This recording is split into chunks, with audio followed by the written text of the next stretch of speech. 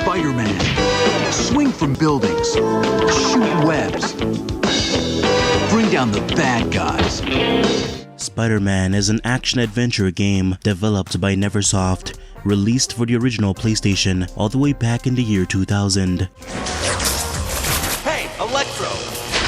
Who's got the power now? Spider-Man 2, Enter Electro. They're ready to fight. Are you? Rated E for everyone. Its sequel, Enter Electro, developed by Vicarious Visions, would be released a year later. If you haven't already clicked off the video, you might be confused, wondering, "Bro, why is this guy talking about these two games no one cares about?" I'm joking, of course.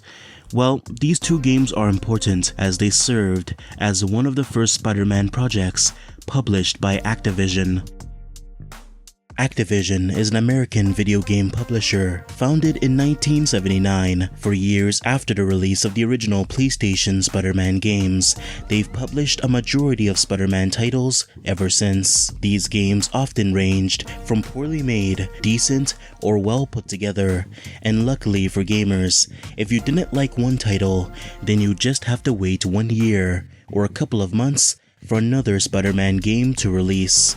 Because so much Spider-Man titles were releasing regularly, each had their own unique gameplay system in terms of web swinging, combat, and character portrayals.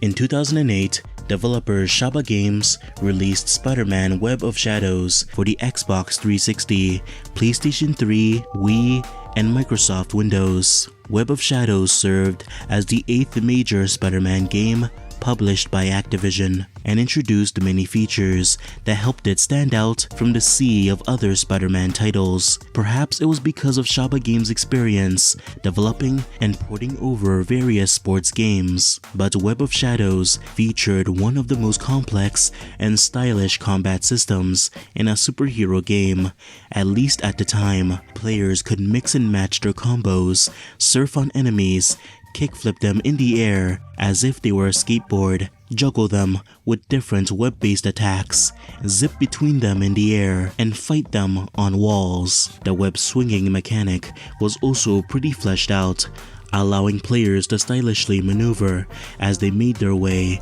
through the terrible open world. So clearly, Shaba Games had the right idea in terms of the game's core mechanics.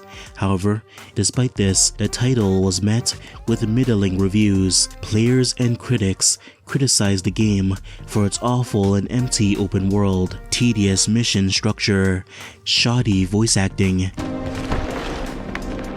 Where's Cage and his search party? Who? The civilian volunteers! Pretty redhead, arm in a cast! You are no help! And a morality system that was half-baked in any way that mattered. It was clear that Shaba Games had potential with this game series, and they just needed to flesh out some mechanics a bit more. When Shaba Games began work on a sequel to Web of Shadows, they aimed to prioritize elements they were praised for by gamers, especially the in-depth and complex combat system. Everything else, like the web swinging and the open world, weren't as important, and thus could be drastically trimmed down. In fact, instead of Web of Shadows 2 taking place within an open world, they'd instead focus on a smaller linear level system.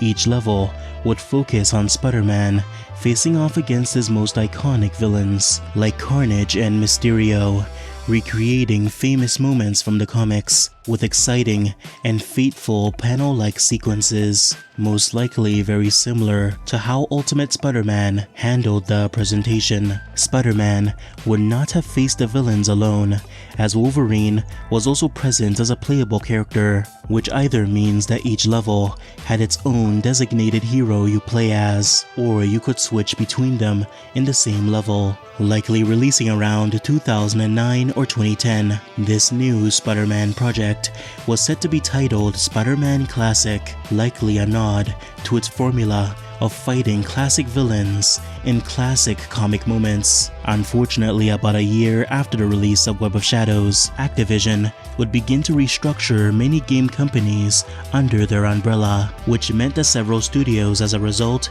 would be shut down.